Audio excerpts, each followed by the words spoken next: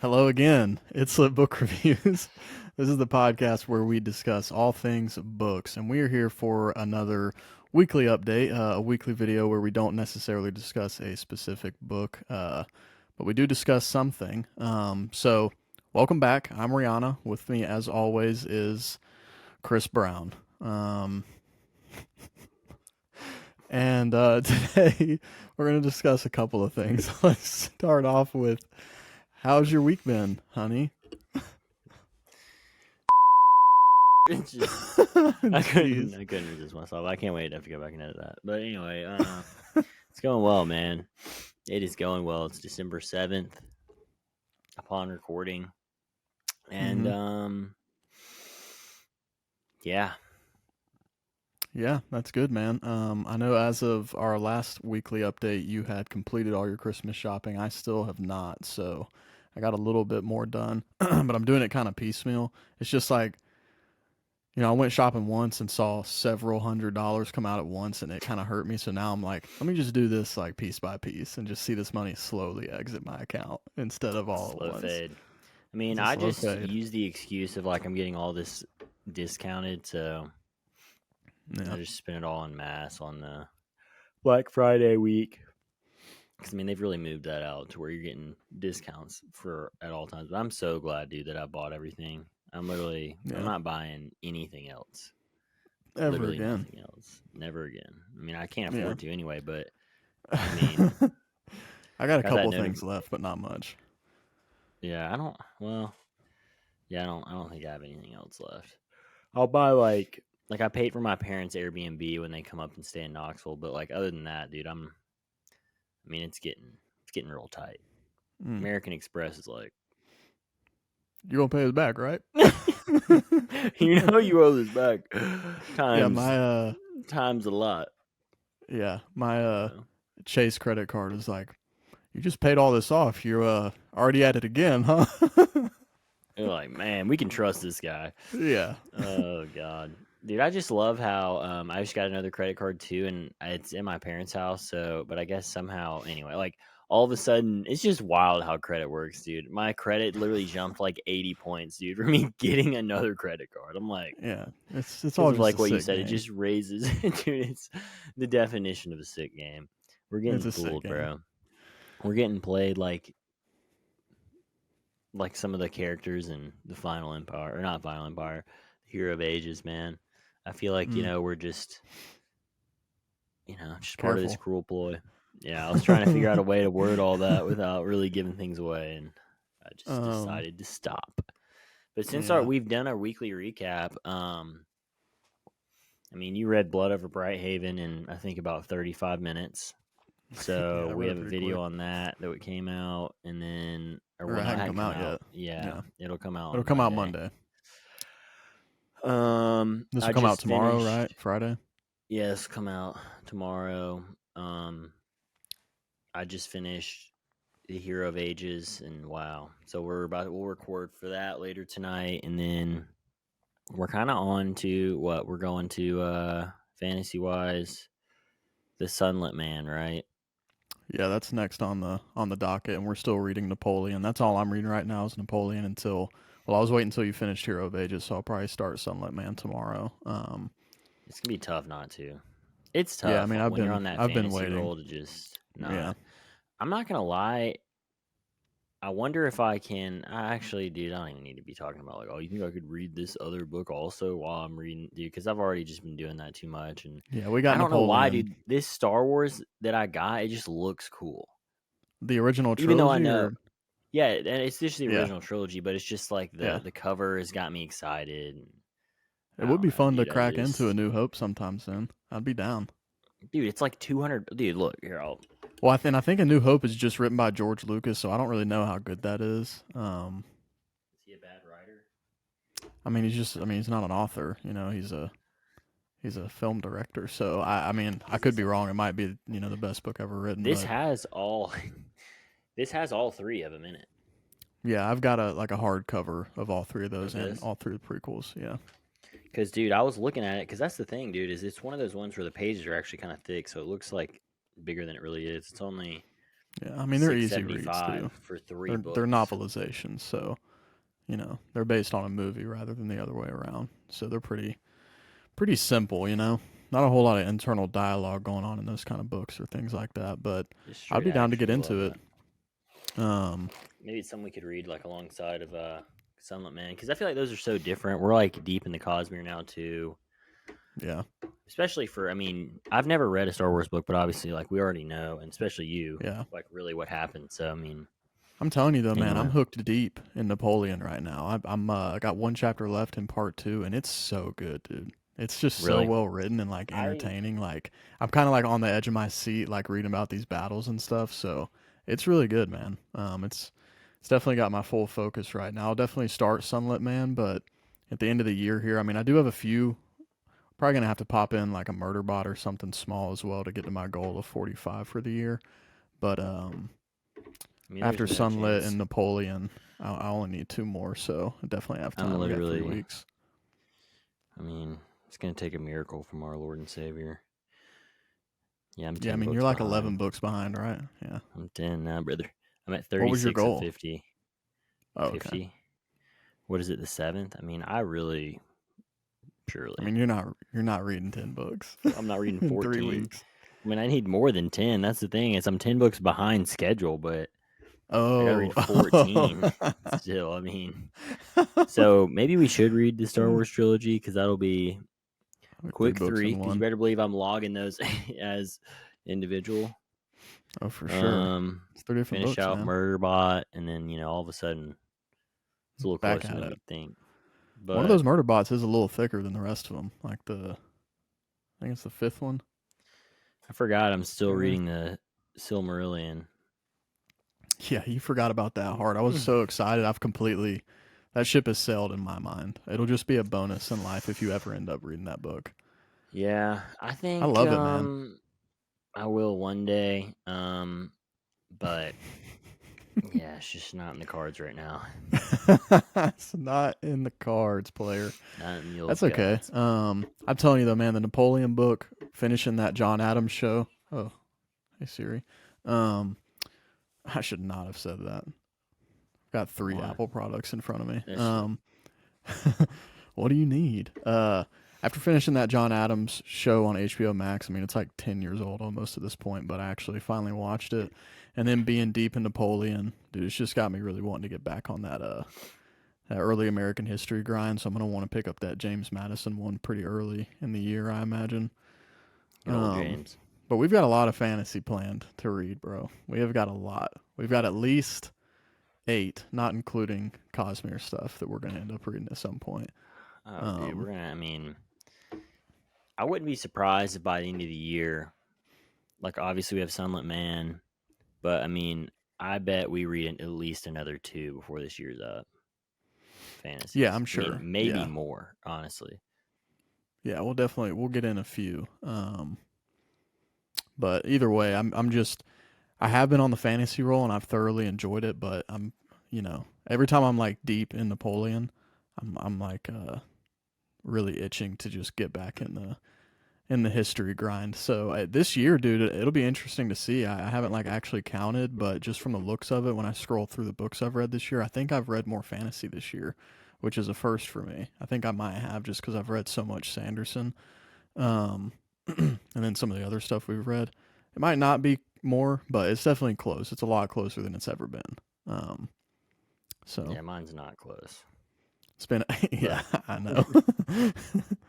um, But yeah, I mean, dude, I mean, just look at the shelf behind me. I mean, you got one, two, three rows of fantasy, and then you have nine of nonfiction and history, not including the bookshelf over here, which is kind of a mix of classics and nonfiction and fantasy. But just these two shelves, I mean, dude, I've got a lot. I've got a lot of history that's been bought and paid for and not read. I mean, yep. Good So old history. And speaking it's of gonna be a history, busy year. I'm gonna set a goal of 900 books next year. So we'll see well, how it goes. I mean, that's just the dream, dude. Of the people who set the goals of reading 100 books, it's like, so you If don't I have had a the time, job, man, or yeah, like yeah, like you don't do anything else. Like, I mean, you don't go to the gym or like exercise at all or like have friends Yeah. I mean, I don't because do it's that, but impossible to I do have have any of those friends. things and read 100 books. Unless if you're Yeah. reading, the people who read 100 books though, it's also you got to look at page count. How many Yeah. pages are they actually reading?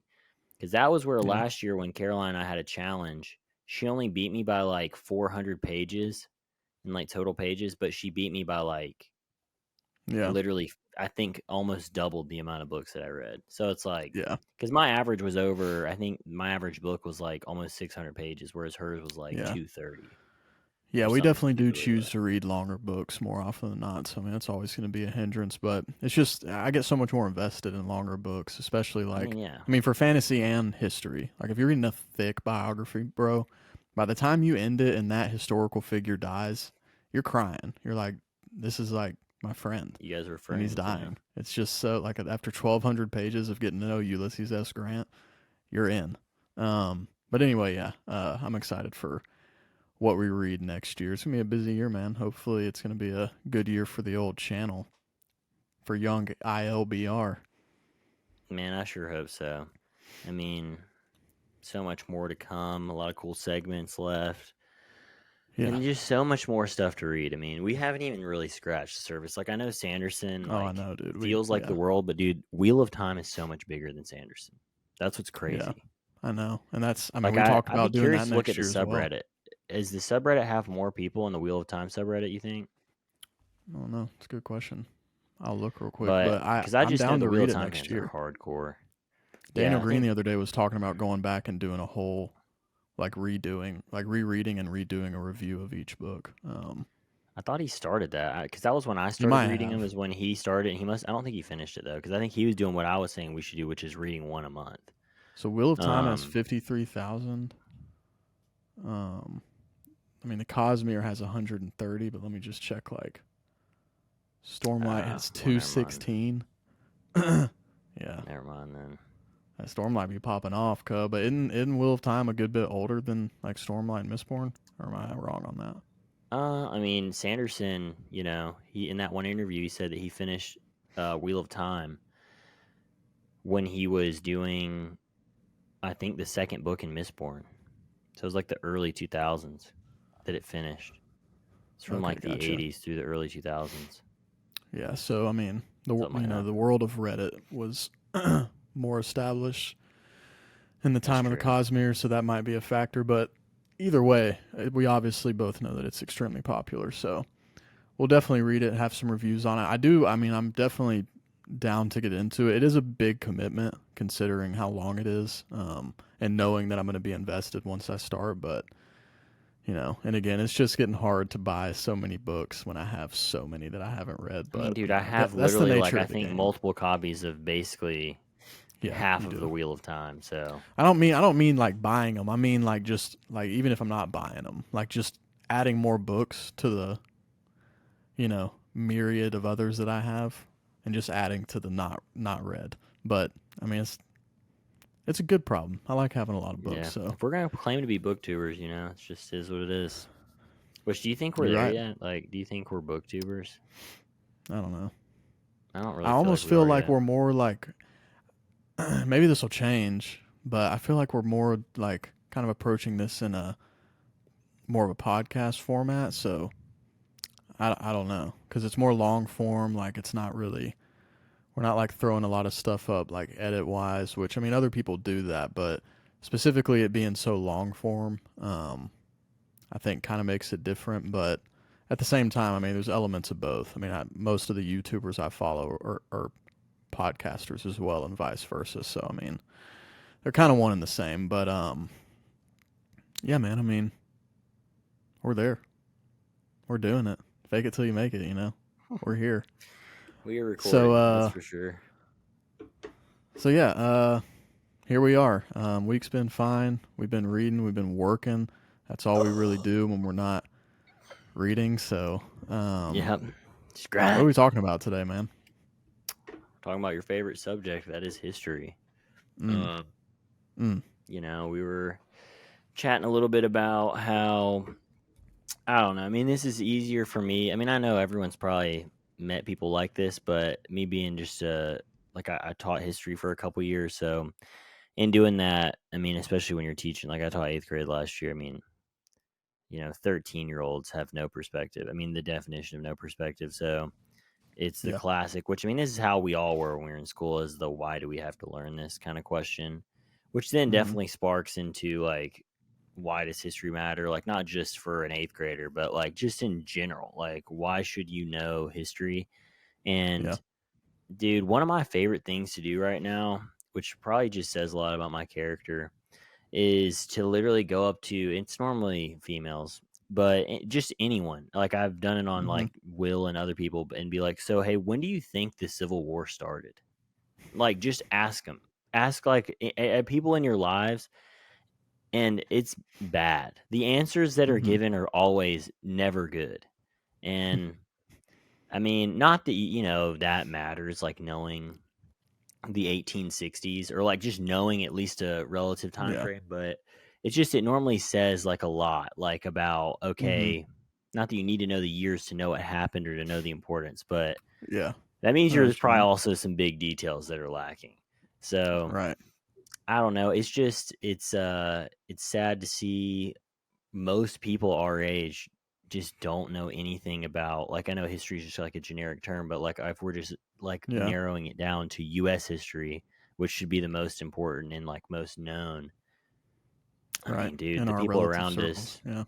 yeah, I mean, the people around us, it's like, how well, like, would you, obviously, like you and I would judge that differently, but Yeah. I'm just trying to think of like our And friend it's group. I feel like maybe guys in our friend group would do decent. yeah, I mean, I definitely know some people like that definitely know stuff and like that I can have plenty like there's plenty of people I could have conversations with about the stuff that I have learned and that I like talking about when it comes to history, but you're definitely right. I mean, most people have absolutely no clue. I mean, it's Yeah. just one of those things. It's not like I mean, they just haven't taken the time to learn it because they're not interested or it's not important. So it's just, but it's one of those things where like reading is a hobby.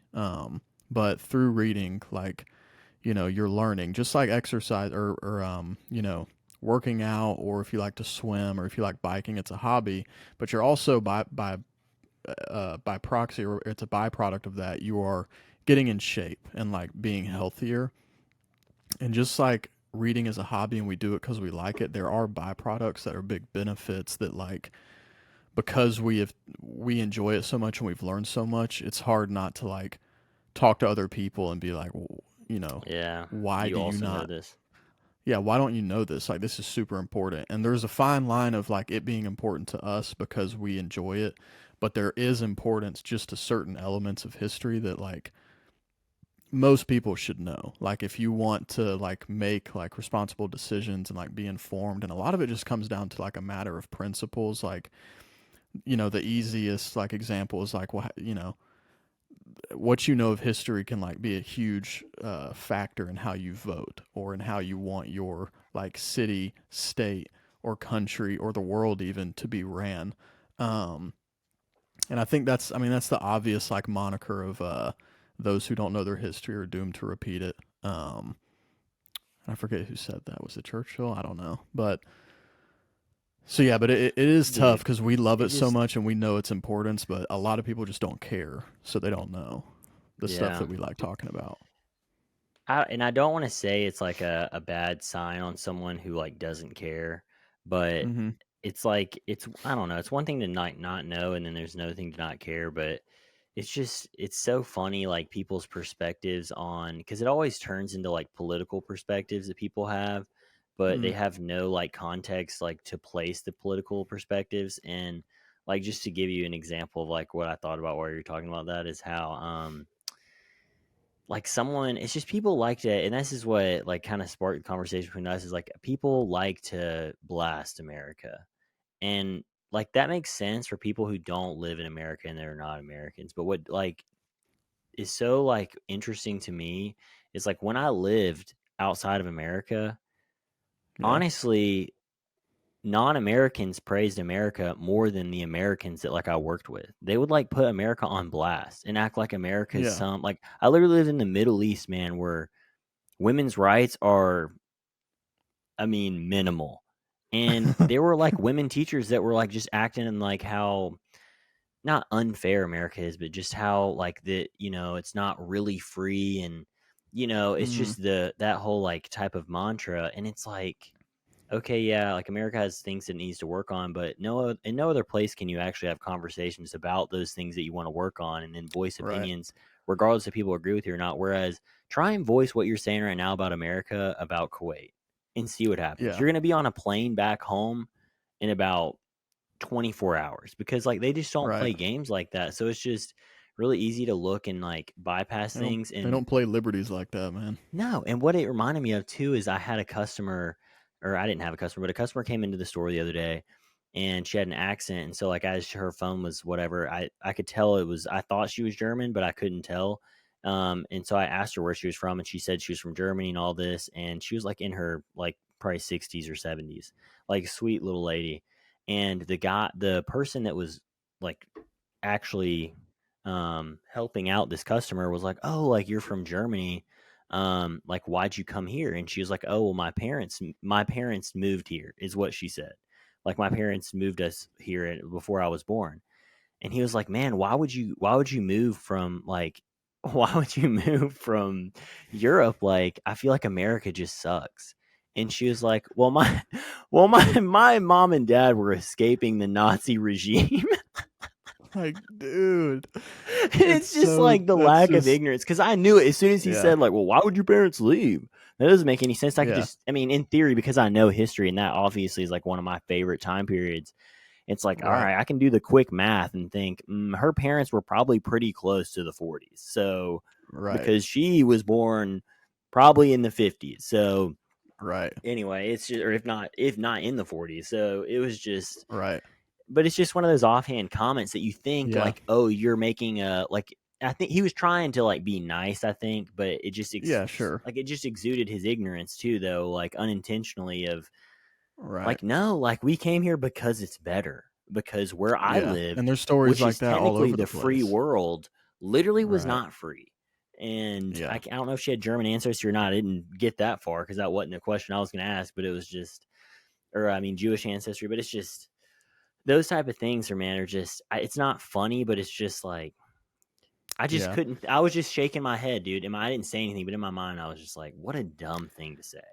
Yeah, and that's why again, like there's this fine line of like, yes, there are problems in America, there are ways we can improve, but you pass that line when you get to the point of saying like America's a terrible country and like it's not free and Yeah, all this stuff. It's like, okay, yes, we can like domestically talk about issues that need to be improved, but you still if you don't appreciate the fact that we've got it better than pretty much everybody in the world, like in a lot of ways, yeah, not just the general freedoms we have, but like the access to technology, the convenience, like just all of the commerce and all the different things that we can do so freely and so conveniently, so quickly, is all because of the history that put us here in this position. And if you don't understand and appreciate that, and at least appreciate that you have more freedoms here than you do anywhere else, that's where it becomes difficult to like have a fruitful conversation because like you said, man, I mean, you lived in the Middle East. There's plenty of places like today that people are trying to escape. Mexico being one of them, Cuba being. I mean, there's a lot of people like in Miami alone. Jorge Masvidal, the UFC fighter, would talk about it all the times all the time in interviews about how his mom fled Cuba in a little like raft, and came to Miami, came to Florida, and that was. I mean, he's like a 38-year-old man. That's his mom. So this is like yeah, real time modern things.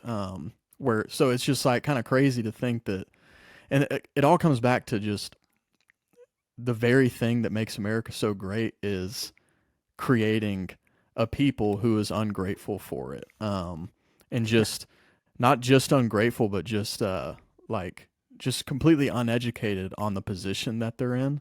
Um, and it's just unfortunate to see, man, because when you read history, you're like, we not only like just have it like good in comparison, we have it like exponentially better than anyone's ever had it in the history of man. And it's really yeah. turned it's turned us into something that like can't appreciate it and like we just create friction wherever we can because like everything's just so easy and convenient. And yeah, objectively, like, there's obviously everybody struggles. Like you and I joke all the time about how we have financial struggles and Yeah. personal struggles. Everybody has relationship struggles. Like there's definitely things. There's still death in the world. Like there's horrible things that happen. But we've got 15 legs up on the rest of the world in so many Oh different yeah. ways. And again, there's problems and there's certain things in certain areas of the world that a lot of people, ourselves included, would probably enjoy better if it were a factor in America. And I can't think of one specifically, but like there's probably a lot of things that, by piecemeal, there are things in other places that are better. But overall, we've got the best system, the most dynamic system for free enterprise, a free market, freedom of speech, freedom of religion. Um, and now it's just kind of biting us in the butt in the sense that like people just don't appreciate anything because they don't Yeah. know how we got here. They don't know how freaking bad it has been until very, very recently. um, Yeah. What's also too because like at no point in history have people like been allowed to how do I say this? Like it's just I mean, we're at a point now where we are so free that we are almost shackled by like beliefs that cannot be true. Like, I mean, it's redefining what truth means to where in other places they don't have time to worry about like the certain things that people in America worry about because they don't have food or their jobs are limited or it's just there's mm-hmm, so many other hurdles that they have to like go yeah. through in life to where the Mm-hmm, least of their worries are mm-hmm, I don't know what if their sports team won on Thursday or I mean I don't know or whatever political party beliefs that are pushing through there and there it's just if they even get a say in the government, it is what that is. So I mean, it's tough, dude. And what sucks too, and I know like you'll appreciate this too, but like the more you learn, especially about like the founding fathers of America, the more that mm-hmm, it's like you should be proud to be an American. Like seriously, you really should be because mm-hmm. we are so lucky, not just in general, like to be where we're from, but like the formation of America was a miracle. Like the An guys absolute that were miracle. able to be there at that time and make the decisions that they did compared to what every other country that was supposed to be enlightened and like Mm-hmm, forward thinking. I mean, we were ahead of all of them. And like yeah, there were these guys that had a chance to like keep things the way they were and chose not to. And like, yeah, yeah. there's blights like on early America, but it's like when you look at the rest of the world, like you Mm-hmm, can't change everything overnight. And then I think it's also yeah. really easy to view like 1776 America like you would view 2020 America. And it's like, well, they didn't think the same way. They were trying to get Right. there, but it takes time. Like you Yeah. have to take steps. Yeah. It took a Um, lot of time and a lot of effort from a lot of people, and like as you mentioned, like the blights, like such as slavery. It's like important to point out, like as horrible as that was happening across the world and still happens today. yeah, A lot of people don't like to admit that fact, but the fact that America got to where it was, as horrible as it was, um, and then maintained the freedom and the liberty and all this different stuff. And also, not to mention the fact that they didn't do it near as violently as the French Revolution was, as we've been oh, reading and dude, learning about. Like, there's just so many things that we don't appreciate about that era, like characters like John Adams, who did all these different things to try to maintain, what the country stood for, and it was so important in the beginning. And we don't realize that, as antiquated as that might seem, and like again for all the blights that are there, that's how we are here, and not like yeah, where many places in the Middle East are today. That's why we're here and not where places like even Great Britain or Australia. And a lot of that again has to do with stuff that you find in like Guns, Germs, and Steel when it comes to just how humanity was kind of formed and settled in all these different places. And so there's so many factors, but it's just crazy that we're even talking about it, man. Like all yeah, throughout history, people have been proud of whatever sliver of whether it was democracy or freedom or representation that they could get, and we have all of it now. Um, and we haven't in a very long time had to spill a whole lot of blood in order to keep it. Like even if you look back at the wars, like the Gulf Wars, and like Iraq and Iran and Afghanistan, all this stuff, we weren't fighting for our freedom over there. We were fighting in a response to a terrorist attack and trying to destroy an organization, but they weren't actually stealing, like trying to take our freedom at that time. You can Yeah. construe it like in a bunch of different ways, and I'm not taking away from like everything that happened over there necessarily, but we were actually fighting for our freedom when the founding fathers, did their thing. And you could argue we were fighting for it in World War II, from the threat of, the Nazi regime basically taking over the world. Um, but all that to say, I mean, it's just lost on people, you know, even a sliver of appreciation for how you got here, and it's just Well, important, man. And especially then there's a whole when other side of it. yeah, especially when we were like, I mean, a lot of this came up because Jesse and I were talking about how I watched Saving Private Ryan again a couple of days ago, and how I mean it just Mm-hmm. wrecked me. Like I was just crying all this, like just I cried so many times, and it just brings Yeah. about this appreciation for like I mean we literally sent a generation to go defend Mm-hmm. land that was not ours, and Mm-hmm. just to stop like something that obviously most people can look back and point at and be like that was evil, but Mm-hmm. the what most people I feel like don't get, and in the end like it was the greatest sacrifice like people like a generation could make for people like us, but at the same time it almost hurts us because like Americans today don't have the same pride for their country as someone like who is French or British, because their lands got destroyed, dude. They like we have Right. never been invaded. Like 9/11 and Pearl Harbor, and those are such. I mean, they were obviously atrocities, but I mean, look at how we look at Yeah. 9/11 still today, and Yeah. like We honor didn't have that. troops landing on Yeah, the shores of yeah, Panama City. yeah. Like, Can you imagine? Can you like, imagine yeah. like you know Not that that would Normandy, be a if that would have strategic place happened, to yeah, land, in but Myrtle Beach, the storming of Myrtle Beach, it's like, dude, I mean, that'd be a whole week that we dedicate, if not longer. And so it's just like, I mean, we're just right. so privileged that that's never happened to us on our Yeah. end. I mean, and Mm-hmm. it's sad to say And it's that, almost abstract to most people. The fact oh, that there were real things in the world like the Nazi regime and Hitler, or the Empire of yeah, Japan that did Pearl Harbor and sent people in torpedo bombs and kamikaze planes. Like, we can't even fathom that really in reality. And like all the media we take in that's really violent and explosions, like it kind of builds up a callus to it, to where I oh, think it for makes it even sure. harder to understand the reality of that. And it's like, we don't live in that time. We don't live even the Cold War, dude. They were actually, we talk about the Cold War, and some Well, aspects of it seem silly to look back on, like the mistakes that were made on all sides. But if you were just a regular American during the Cold War, you literally, at some point during the day, thought, I wonder if like we're it could actually be going to over. get like exploded today. Like, we're Yeah, going to get nuked. no, um, exactly. A lot of it and has we to don't do live in too, that though, fear. with, I mean, we've both been to Europe. But I Mm-hmm. just looked up percentage of Americans that have passports. So apparently 56% of Americans have passports. But I wonder Mm-hmm. how many of that percentage have like cuz I feel like a lot of people get passports to go on like cruises to like Mexico and the Caribbean. Like I wonder Yeah, what is sure. the percentage of Americans who have actually been to Europe. And so, like, Right. it's even easier to not understand something that number one, you haven't learned, but then also number two, like, you've never seen. So, like, before I moved Yeah. to Kuwait when I was 16, dude, my world was so small. I had taken Right. US or I had taken world history. And so I had Yeah. read about places like Athens and Right. Rome and And whatnot. they But may as it's well not like, exist to you no, because yeah, you've never actually seen them.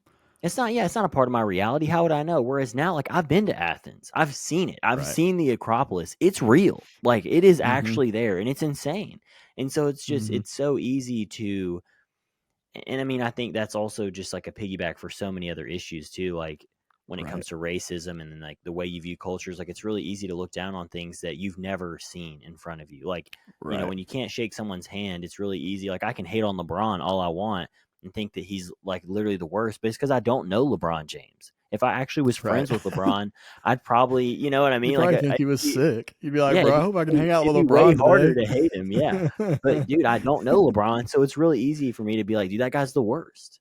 And so it's just that's how it is, dude. It's Yeah. almost in that same vein of like when you don't know about something, it's just easier Yeah. to feel some type And of way that there's maybe it's not valid. right. And then there's a whole a whole different side to like understanding history and like the importance of it, and it goes back to like kind of what we're reading with Napoleon now, but even more so with what you and your dad have been reading with the rise and fall of the Third Reich. And this one seems more obvious, like, oh yeah, of course, when you hear it, but like understanding it's important to see like the heroes of history and the people who stepped up and did the right thing. But it's Yeah. arguably more important to look at people like Hitler and people like Stalin, people like Mao, people like Alexander the Great, people who did things that historically on a page, like for example, Alexander the Great may have looked great, and then people like Hitler, who very obviously on that page did horrible, evil things. But both of them had a similar outcome. A lot of freaking people got massacred. Yeah. And so it's important to understand not only those people so we can keep an eye out for someone who starts acting like Hitler, but also one man or one woman cannot rise to those levels of power and be able to massacre people without certain circumstances. And understanding those circumstances is even more important because it's arguably pretty easy to point out an insane man or an evil man. Sometimes it's not because a lot of people didn't see it in Hitler, but for the sake of argument, you can assume that may be easier to than looking at the circumstances, dude. What's the mood of the people? What's the economy like? What has the last Yeah. 20, 30 years been like for the kids who grew up and are now adults that make decisions? How did they grow up? And then you look at that in Germany and you go, okay, Hitler starts to make a lot more sense because they got shafted after World War One. Oh Their god. economy was shot. People were starving in the streets, and they had And he no like raised a national generation morale. of Hitler youth. I mean, Yeah, and then you there's so start to many put the things. pieces Yeah. together and you go, okay, so there's a lot of things that come into play when a people or a group, a person or a group or whatever does something that we look back on and it's very obviously evil. But like you can't just take that and go, well, Hitler was a racist and hated Jews. Yeah, he did, and he killed a lot of them, and that's horrible. But look at all the other stuff. How did all these Germans let a man like that get into power?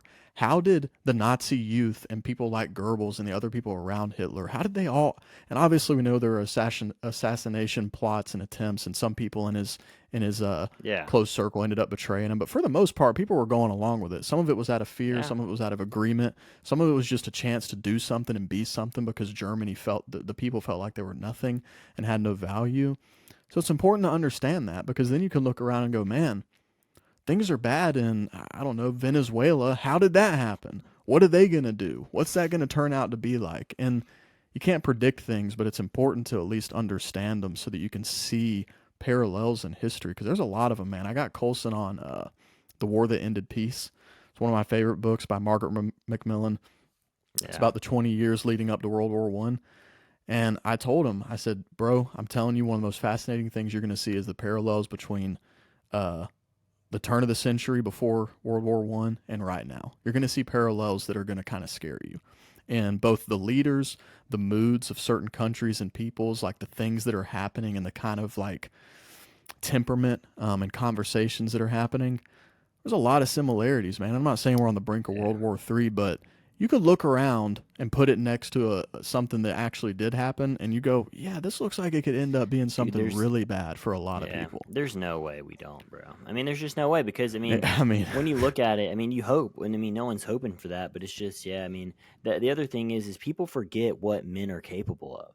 I think there's a lot mm-hmm, of men that obviously are capable of great things, mm-hmm, but I mean, and then there's a lot of men, like you said, that are capable of horrible things. But then most people sadly fall on that scale of followers, and that's why right, Germany was able to, or Hitler was able to move like he did in Germany, and same with Stalin. And I mean, I know a lot of that, like you said, comes with fear and some other like factors. But yeah, I mean, like people are so capable, sadly, of overlooking atrocities, whether it's because of propaganda or I don't know, like because they're being benefited in some way. But I mean, that's also why like history is so important to see because, or else you're gonna like one day look back and be like, man, I got got. Like I got right, got, and I was a part of something that I am ashamed that I was a part of, right, and that could be anybody. It's not like, oh, you have to be an idiot for that to happen. I mean, right, that's I mean, it doesn't take much to be a part, like to be so caught up in something and feel like you're a part of yeah, a movement and right, I mean, especially in today's day and age where like it's so tough Yeah. to like you can easily be swayed by stuff that is not accurate. And if Right. you're not doing your due Yeah. diligence, Yeah. you're supporting something that I mean, and that's also, you're Right. supporting something you're like, "Wait, I didn't have enough Right. information there yet. I was real quick to support or deny something that maybe now I shouldn't have done that." And I Right. mean, And dude, it's I hate to say it because before I even say it, I'm gonna just hold it up. I mean, I literally have an iPhone. I have an Apple Watch on. I'm wearing Nike sweater, Nike underwear. So I'm not guilty of these things. But it'd be very easy. Like if society makes it and society's advance further past this, whatever's about to happen in the world from all the different things that are kind of coming to a head. One of the things I could easily see us looking back on, or our descendants looking back on, the same way that we kind of look back on the Holocaust and things similar to that, is, and we talked about it a little bit in our last podcast when we talked about Blood Over Brighthaven because there were some parallels, but the like labor for us to have sweaters with a check on them, for us to have yeah, batteries in our new phone that come out, the new one comes out every year, the battery starts going out, that cobalt needs to be revitalized, so we got yeah, to send some cobalt. kids into the ground in the Congo. Like, it'd be very easy for Uh, me to see us looking back on, or our descendants looking back and go, this was evil, and all of our parents and their grandparents fell for it because it was just yeah, a part of their culture, having an iPhone, having dude. the clothes.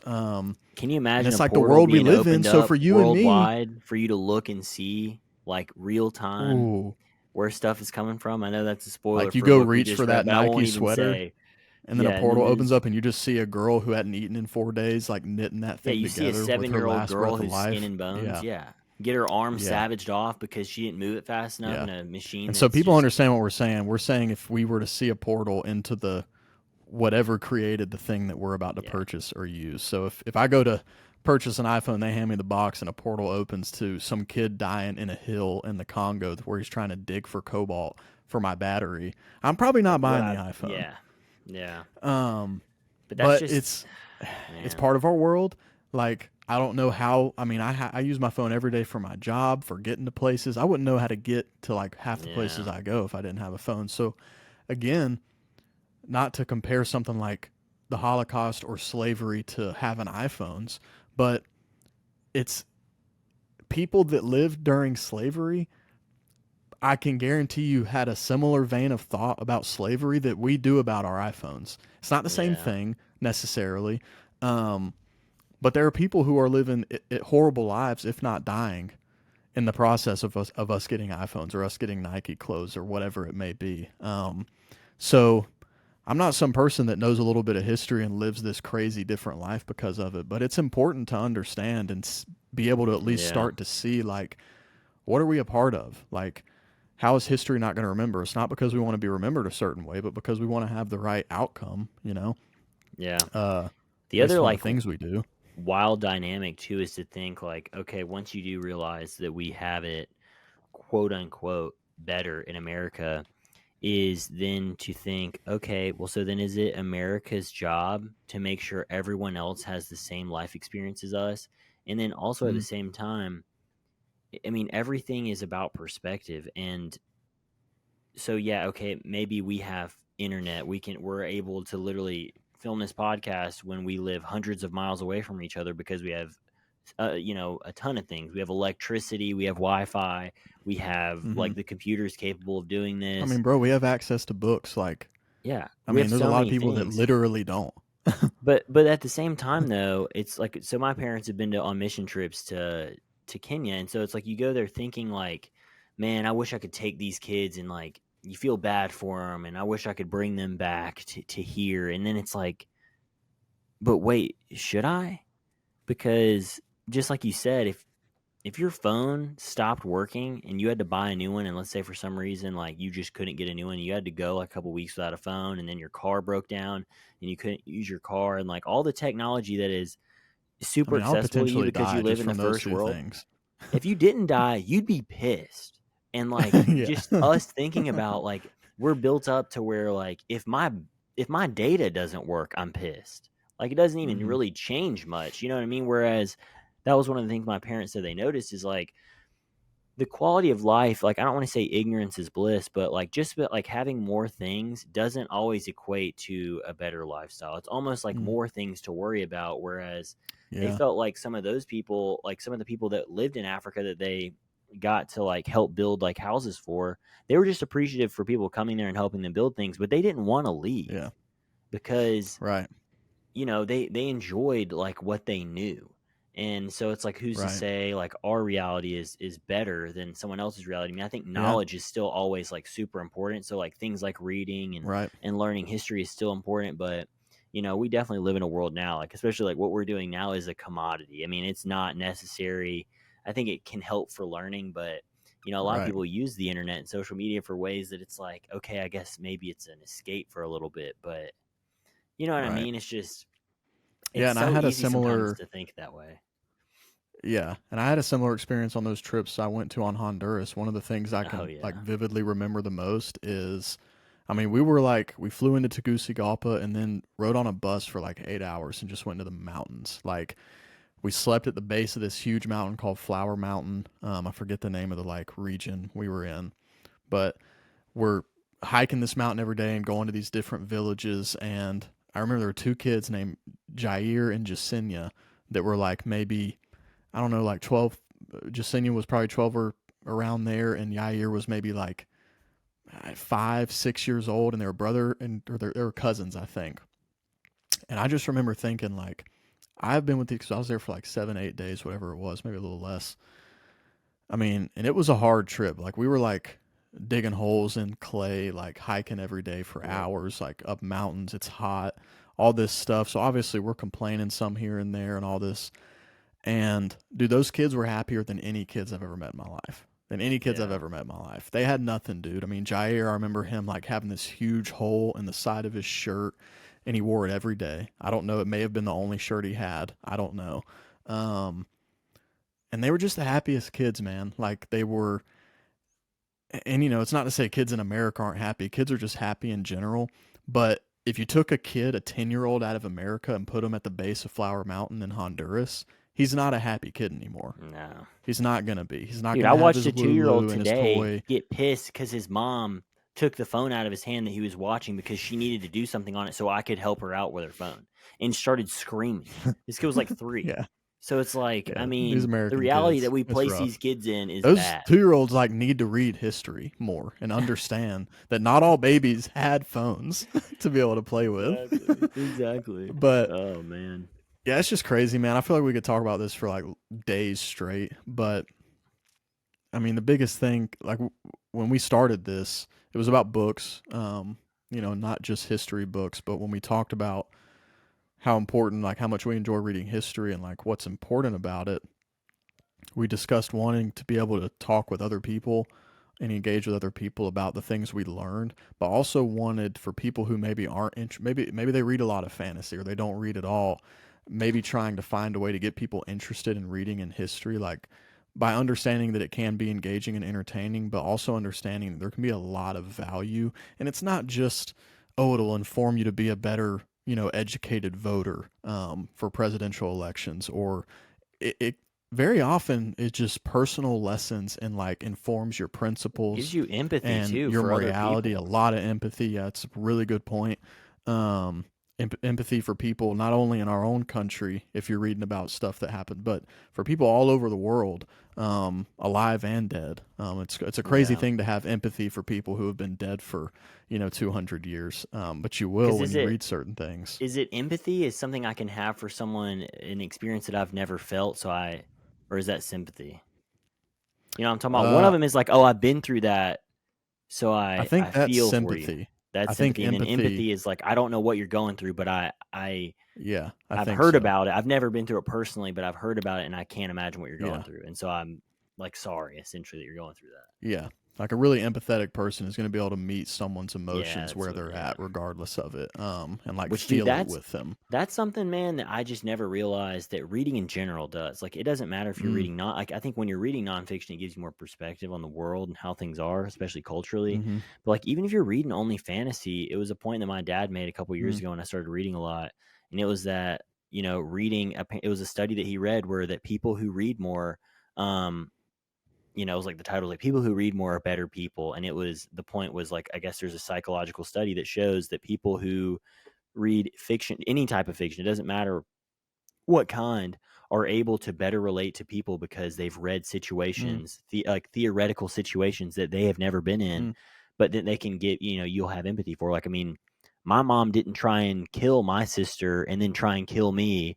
And now I have to live with that like burden for the rest of my I was life. But I've read a literally character, thinking of the same character. yeah, I've read a character that has though. And I'm like, man, and I've watched the development of that character. And so it's like, Right. yeah, I've never been through it, So but I've now, read it. And yeah, now, that's such a good point, man. Like, I thought Blood Over Brighthaven did a good job of that, like yeah, giving me it did. like a non like in your face, like non annoying, realistic perspective of a woman who's trying to make Dude, it in a society and in a workplace where she's just like not set up to do that. And she's still qualified. She's a flawed person, but like just seeing that and like obviously you and I both knew that was a factor to some degree before we read that book. But like you said, when you can read it from a well written character's perspective and like get in somebody's mind, you become empathetic for them even though you've never experienced. I'm kind of repeating you, but it's just a no, very yeah. true thing. Um, Dude, that's and such a yeah, good point. I I would think that's totally why agree. I honestly think that might be why I like ML1 because again, like we've said before on other videos, she does a very similar thing with a mom. It's really more like the mom side of womanhood, but dude, I mean, it just tears you up, dude, because it puts you in a perspective like that. Like I said, like both of us, you just said we can't have the perspective of a woman. But like when you read one, like you said, we can have empathy for it, and then it's Right. just such a better way to like understand Mm-hmm. like certain things is to Right. read a long format story of watching the development of someone and the decisions they make and whether they're good decisions or not. It's Right. just the closest thing, the next closest thing of either knowing someone that's been through it, but if you don't know someone, then if you Yeah. can't live it and you don't know someone, I mean, if you're reading about it, I mean, it just only Yeah. makes you a better person. But it's just so weird. Like I remember I was like, I guess that's a good point, Dad. Like I've just never thought about it. Right. You know that I guess I am learning in when I'm reading fiction. I'm learning just Oh yeah. psychologically about people, even though they're not even real Well, people. That's the craziest part about it. yeah. And I would say empathy, if not the biggest, is one of the biggest things that is a benefit in strictly speaking in fantasy and fiction. But I also think there's a huge benefit in just it may seem so trivial, but in seeing a well written book put together and like the way people speak and the way people's inner dialogue is written just informs you and gives you not just new words necessarily, but helps you inform like a thinking process and like an internal dialogue of like how like just kind of processing things, I think to a degree because you're putting words to either a thought or a feeling or an experience that you may have had or may not have had. Um, so it's kind of like informing your, words that you can use to apply to certain things and like ways to think about stuff. And it just makes you much better. I think I have been able to sort through my thoughts so much better since I've become like a reader, like a daily reader. Yeah. Over the last few years, I feel like I can think clearer. I can voice whether it's an opinion or just trying to get like a concept across, like even if it's in work and I'm talking to a customer, I can talk so much better with people. And I've been talking to people in like a customer client relationship type of thing for most of my working life over the last 10 years. And it's gotten way better just over the last 3 years when I've started reading so much. So there's just so many benefits, I think, to history and to fiction, nonfiction and fiction, fantasy, all that stuff. Yeah. And yeah, kind of like what I was saying at the beginning, I hope that through this podcast and YouTube stuff, people we know and don't know, we can have conversations that revolve around that stuff and, That's where hopefully it at all least help starts. Americans appreciate their lives a little bit more, if nothing I else. mean, man, if you're an American and you don't appreciate where you are right now, just go ahead and watch Saving Private Ryan.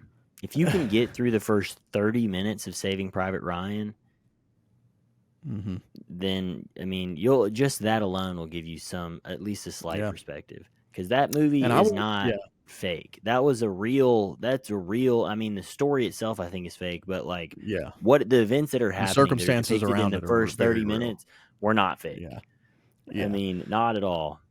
I And I would mean, add to that if you were listening to this and you're interested in watching something that's a very well made Oh yeah. show or movie, but it has historical accuracy and you can learn a lot from, I'd highly recommend that John Adams show on HBO I'm because excited it to gives you watch not that. just John Adams, it gives you the whole revolution, the founding fathers, like understanding like the problem and the concepts behind it, the whole war, and then the first, John Adams was the second president, but he was also the first vice president under George Washington. So you're getting that whole first eight years, first term of a presidency, first two terms of George Washington. Then you get John Adams one term.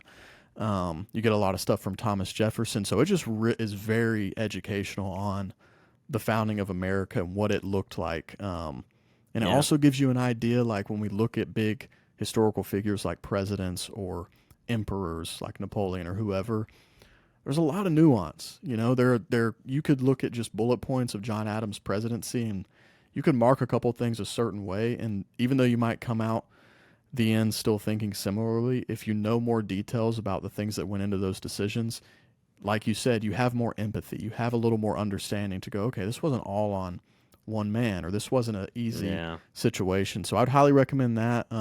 Highly recommend the Lincoln movie with Daniel Day-Lewis. It's based off Team of Rivals by Doris K. Goodwin, something like that. Keene, maybe. That's a really big one I would recommend. And then this isn't based off a book, but everybody should watch The Darkest Hour with Gary Oldman. It might be my favorite movie. Gary Oldman playing Winston Churchill. I saw this film. So good. Band of Brothers on HBO. Oppenheimer. 10-part series based upon the book by Stephen Ambrose. Oppenheimer, very good. So yeah, we think history is important. We hope you do too. Anything else? I mean, yeah, I've got so many thoughts, but we might as well end it now.